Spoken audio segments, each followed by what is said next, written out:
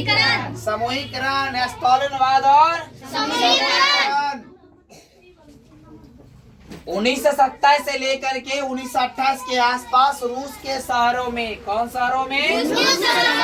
रूस के शहरों में अनाज के भारी संकट पैदा हो गया। कब?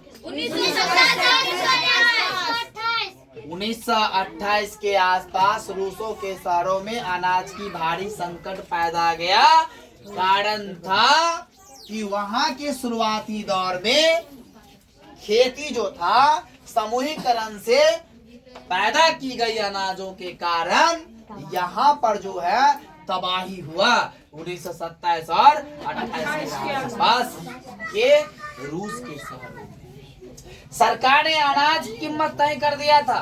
क्या कर दिया था? क्या कर दिया था? सरकारों ने अनाज कीमत क्या कर दिया था? तय कर दिया था। लेकिन उससे ज्यादा कीमत पर कोई अनाज नहीं बेच सकता था जो सरकार ने दाम तय कर दिया था। कहाँ के सरकार? रूस के। कहाँ के? रूस के। लेकिन किसान ने क्या किया? उस कीमत पर सरकार को अनाज देने के लिए यानी कि बेचने के लिए तैयार नहीं था। क्या नहीं था? क्या था? बेचने के लिए तैयार। ठीक है, तो उस कीमत पर क्या था? वहाँ के जो किसान थे उस कीमत पर अनाज को बेचने के लिए थोड़ा समझना। यानी 1927 और 28 के आसपास रूस के शहरों में यानी अनाज के भारी संकट पैदा हो गया था। सरकार ने अनाज उस कीमत पर तय कर दी गई।